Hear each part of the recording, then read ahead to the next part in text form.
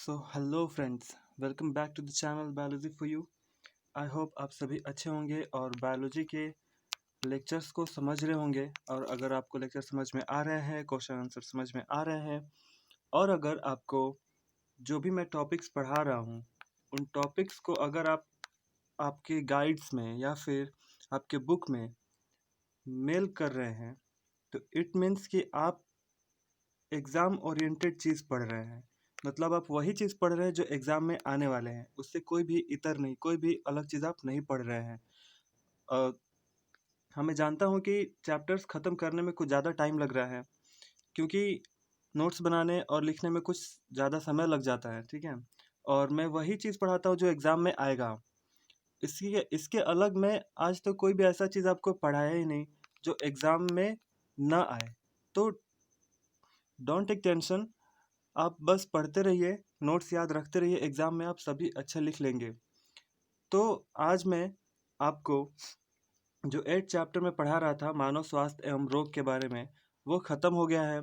उससे कुछ related objectives जो एग्ज़ाम में पहले पूछे जा चुके हैं मैं वही बताऊंगा, और कुछ एक्स्ट्रा ऑब्जेक्टिव है जो संभावित हैं आने वाले हैं, और कुछ सब्जेक्टिव के क्वेश्चन मैं आपको बताऊंगा।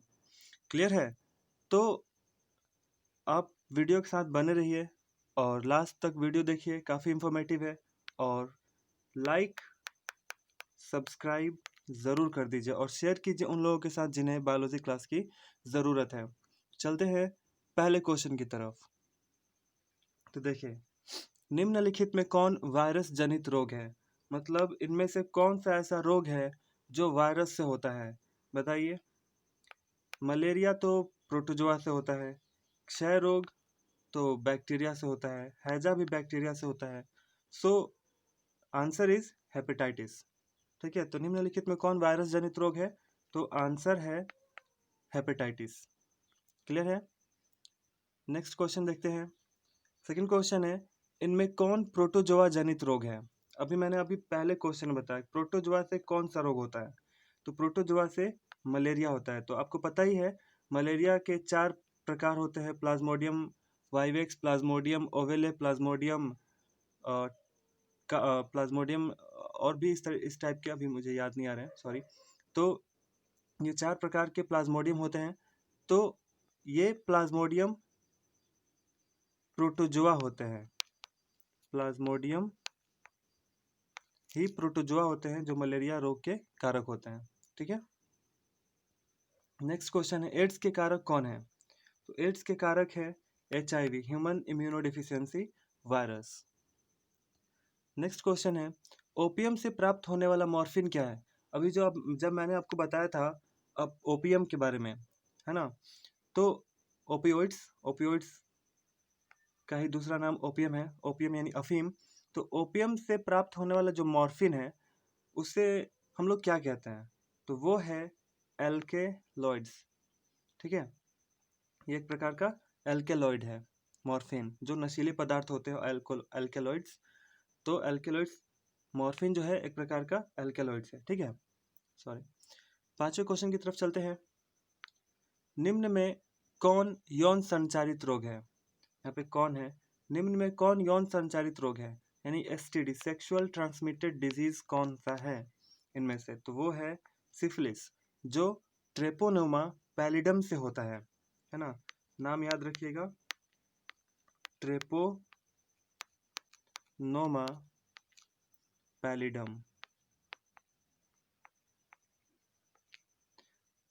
तो ये भी एग्जाम में क्वेश्चन पूछा जाता है कि कौन सा स्टडी यानी कौन सा यौन रोग कौन से बैक्टीरिया से होता है, वायरस से होता है? तो सिफिलिस जो है वो ट्रेपोनोमा पैलिडम नामक बैक्टीरिया से होता है, जीवाणु से होता है। ठीक है। इस रोग में होता क्या है, मैं थोड़ा सा इसके बारे में बता दूं। इस रोग में होता क्या है कि जो बाहरी जननांग होते हैं ना, जो बाहरी जनन अंग होते हैं मेल या फीमेल के, उनमें क्या होते हैं कि फोड़े फुंसी होने लगते हैं, उसी को हम लोग कहते हैं सिफिलिस। छठे क्वेश्चन की तरफ चलते हैं। एड्स के कारक सबसे पहले किस कोशिका को नष्ट करते हैं? तो एड्स के कारक सबसे पहले किस कोशिका को नष्ट करेंगे? टी लिम्फोसाइट्स को नष्ट कर देते हैं। ठीक है, वैसे तो लिम्फोसाइट्स पे ही अटैक करते हैं लिम्फोसाइट्स को ही ख़त्म कर देते हैं, तो वह उसमें भी टी लिम्फोसाइट को सबसे पहले वो नष्ट करते हैं। ठीक है, नेक्स्ट, कोकेन प्राप्त होता है, मतलब कोकेन किससे प्राप्त होता है? तो कोकेन में कोक आ रहा है, इसका मतलब एरिथ्रोजाइलम कोका से होता है। ठीक है, एरिथ्रोजाइलम कोका।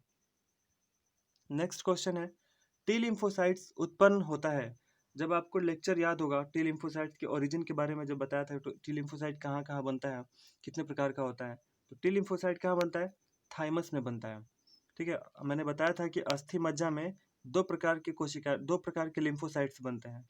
कितने प्रकार के? दो प्रकार के लिम्फोसाइट्स बनते हैं, एक टी एक बी।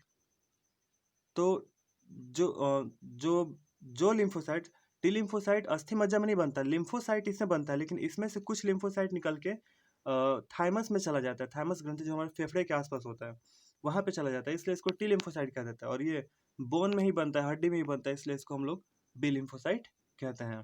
ठीक है, तो आंसर क्या होगा? थाइमस में। कैंसर के अध्ययन को क्या कहते हैं? कैंसर के अध्ययन को कहते हैं हम ऑन्कोलॉजी। ट्रिपल एंटीजन टीका का उपयोग नहीं होता है, निम्नलिखित में से किस रोग में ट्रिपल एंटीजन टीका का उपयोग नहीं होता है? आंसर होगा टाइफाइड। वुचेरेरिया बानक्रोप्टाई के द्वारा क्या होता है? तो वुचेरेरिया बानक्रोप्टाई के द्वारा फाइलेरिया होता है, नाम सुने होंगे फाइलेरिया का।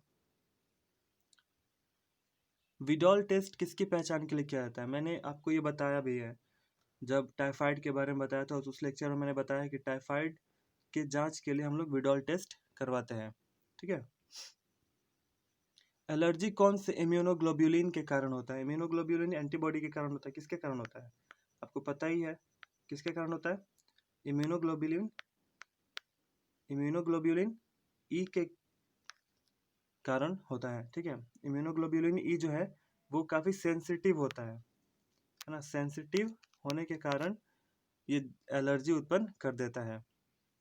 सबसे अधिक मात्रा में पाया जाने वाला एंटीबॉडी कौन है? तो सबसे अधिक मात्रा में एंटीबॉडी IgG पाई जाती है, लगभग पूरे एंटीबॉडी का 75% ये एंटीबॉडी हमारे शरीर में होता है। ठीक है, और अगर सबसे बड़ी की बात करेंगे, सबसे बड़ी एंटीबॉडी कौन सा है, तो वो है IgM। हिस्टामिन स्रावित होता है, हिस्टामिन कौन बनाते हैं? तो हिस्टामिन बनाते हैं मास्ट सेल, मास्ट कोशिकाओं ही हिस्टामिन का निर्माण करते हैं। ठीक है, आपको पता ही है इसी की वजह से क्या होता है, एलर्जी उत्पन्न हो जाता है। ठीक है, सेल मेडिएटेड इम्यूनिटी किससे बनता है? सेल मेडिएटेड इम्यूनिटी किससे बनता है? दो प्रकार का मेडिएटेड इम्यूनिटी आपको पता है, एक होता है सेल मेडिएटेड, एक होता है एंटीबॉडी मेडिएटेड। तो एंटीबॉडी मेडिएटेड बी सेल से बनते हैं, और सेल मेडिएटेड इम्यूनिटी बनते हैं टी साइटोटॉक्सिक सेल्स से, मतलब टी लिम्फोसाइट्स में जो सेल होते हैं उससे बनते हैं। तो answer is this T cytotoxic cell. तंबाकू में होता है, तंबाकू में कौन सा नशीला पदार्थ होता है? बताइए। निकोटीन, ये बहुत बार एग्जाम में पूछा है, आंसर होगा निकोटीन। पीने वाले अल्कोहल किसे कहते हैं?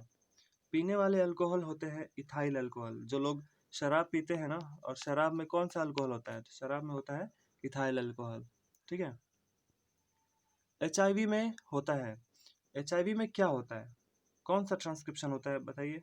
रिवर्स ट्रांसक्रिप्शन होता है, DNA तो होता नहीं है, डबल स्ट्रैंड RNA नहीं होता, न्यूक्लियर मेम्ब्रेन भी नहीं होता है, उसमें होता है रिवर्स ट्रांसक्रिप्शन। टीका का खोज किसने किया? तो टीका का खोज किया एडवर्ड जेनर ने, बाद में विकसित किया पास्चर ने। ठीक है, ल्यूकेमिया किसे कहते हैं? आपको पता है ल्यूकेमिया कैंसर का एक प्रकार है, तो हम लोग कहते हैं ब्लड कैंसर को ही हम लोग क्या कहते हैं? ल्यूकेमिया कहते हैं। तो ये रहा आपका सारा ऑब्जेक्टिव। ऑब्जेक्टिव इतना ही इम्पोर्टेंट है, अगर आप इतना याद रखते हैं, मैं ये नहीं कह रहा हूँ कि आप इतना ही याद रखें, अगर आप इतना याद रखते हैं तो ज़्यादा चांस है कि एग्ज़ाम में क्वेश्चन आ ही जाएगा इससे। ठीक है, लेकिन अगर आपको आपके बुक से कुछ ऑब्जेक्टिव्स मिलते हैं, आप उससे पढ़िए। ऑब्जेक्टिव देखो कहीं से भी कुछ भी पूछा जा सकता है।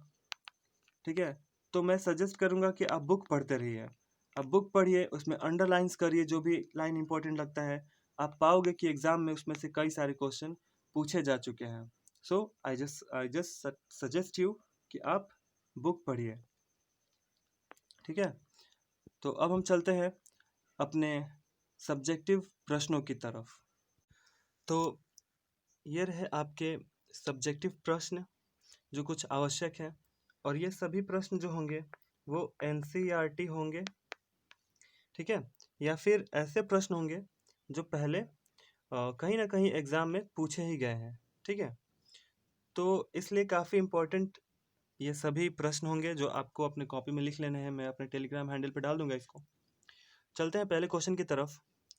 पहला क्वेश्चन है, कुछ ऐसे एंटीबायोटिक्स के नाम लिखिए जो बैक्टीरिया से प्राप्त होते हैं। तो यहाँ पे आंसर है एरिथ्रोमाइसिन जो स्ट्रेप्टोमाइसिस एरिथ्रियस से बनता है, नियोमाइसिन जो स्ट्रेप्टोमाइसिस फ्रेडी से बनता है, फिर स्ट्रेप्टोमाइसिन जो स्ट्रेप्टोमाइसिस ग्रेसियस से बनता है। बुक में और भी कई सारे बैक्टीरियाज के नाम हैं, आप वो याद कर लीजिए। ठीक है, नेक्स्ट है, निम्नलिखित रोगों का संचरण कैसे होता है। तो पहला रोग है मलेरिया। तो मलेरिया कैसे होता है, मादा एनोफिलीज मच्छर के काटने से होता है। आपको पता भी है। होता क्या है कि जब मादा एनोफिलीज मच्छर किसी संक्रमित व्यक्ति को पहले काटेगी, फिर यह मच्छर किसी स्वस्थ व्यक्ति को काटेगी, तो उसमें वो प्लाज्मोडियम क्या कर देती है, ट्रांसफर कर देती है, जिससे स्वस्थ रोग भी मलेरिया से ग्रसित हो जाता है। दूसरा प्रश्न है एमेबियोसिस। ये होता है एंटमीबा हिस्टोलिटिका के कारण, और ये दूषित भोजन, दूषित खाद्य पदार्थों, पेय पदार्थों से हमारे शरीर में चले जाता है, जिससे पेट दर्द, उल्टी होने लगती है, जिसको हम लोग एमेबियोसिस कहते हैं। उसके बाद है निमोनिया। निमोनिया स्ट्रेप्टोकोकस निमोनी से होता है, और ये दूषित भोजन के द्वारा शरीर में प्रवेश कर जाता है। ठीक है, तो ये रहा आपका दूसरा प्रश्न।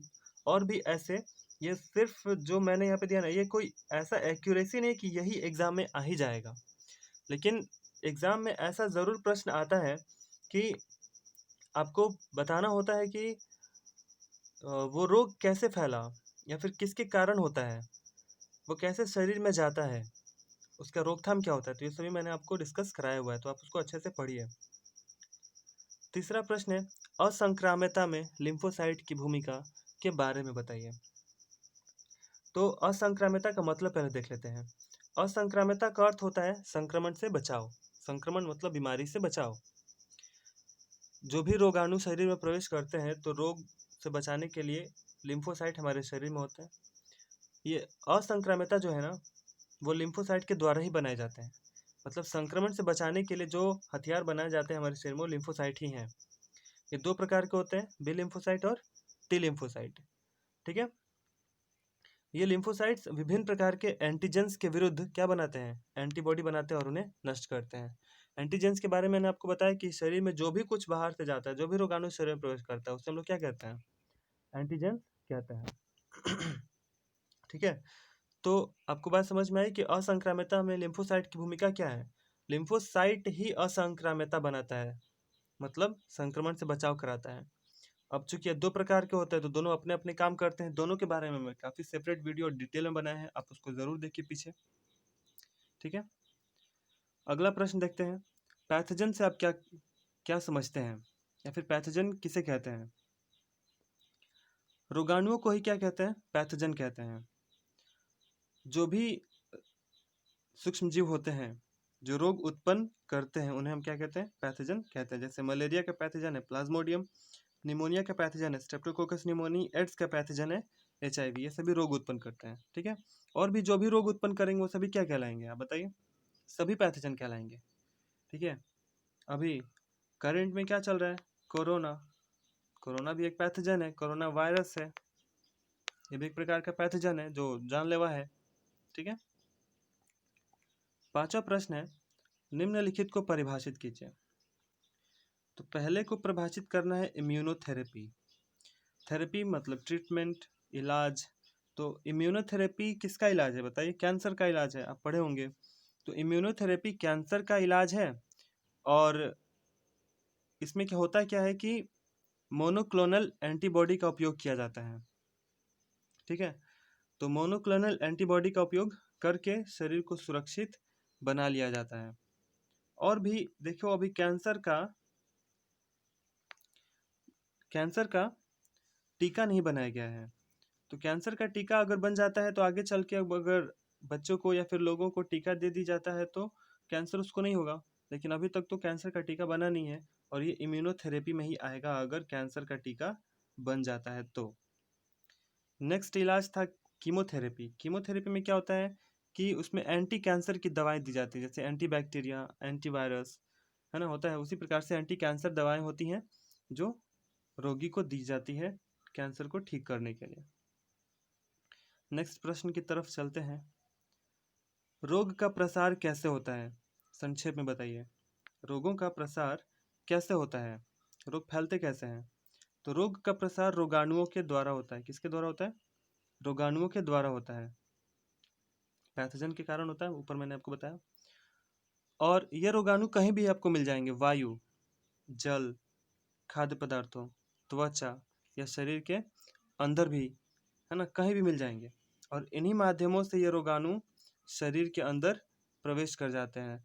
वायु से भी शरीर में रोगाणु प्रवेश कर सकते हैं, जल से भी, खाद्य पदार्थों से भी, त्वचा से भी, त्वचा को आर पार कर जाते हैं ये, ठीक है। तो कहीं से भी ये शरीर में प्रवेश कर जाते हैं और हमें बीमार कर जाते हैं। तो इस प्रकार से ये रोगाणु का प्रसार होता है। कैंसर के 2 लक्षण बताइए।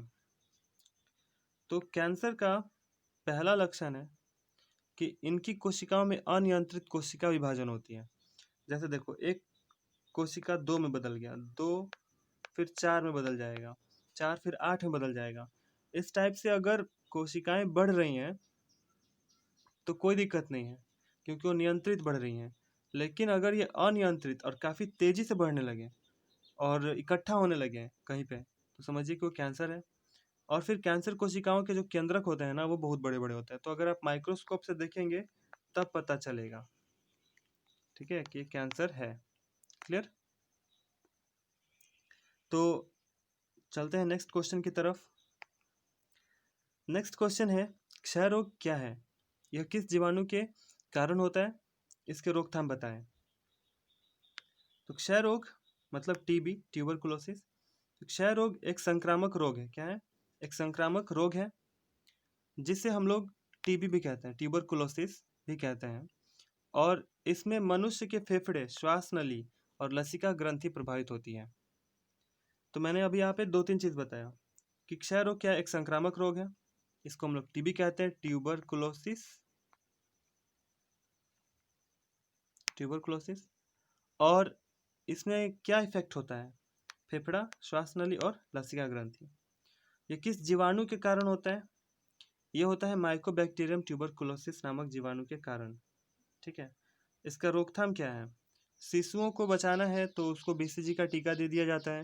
और जब बीसीजी का टीका दे दिया जाता है तो ज़िंदगी भर वैसा ही रहता है, कभी उसको क्षय रोग नहीं होगा। फिर लोगों को सोचना चाहिए कि इधर उधर थूकने से बचें, साफ सफाई अपने पास रखने चाहिए। और अगर आप ऐसे व्यक्ति के पास जा रहे हैं जिसको सर्दी या खांसी है, तो उसके पास आप मास्क लगा के जाइए या फिर उससे दूरी बनाए रखिए, ठीक है। सोशल डिस्टेंसिंग कीजिए, ऐसा ना हो कि उससे आप अ, व्यक्तिगत सिर्फ व्यक्तिगत दूरी बनानी है आपको, है ना, मानसिक तौर पे दूरी नहीं बना लेनी है। नवे क्वेश्चन की तरफ चलते हैं। एड्स के कारण, लक्षण और रोकथाम के बारे में बताइए।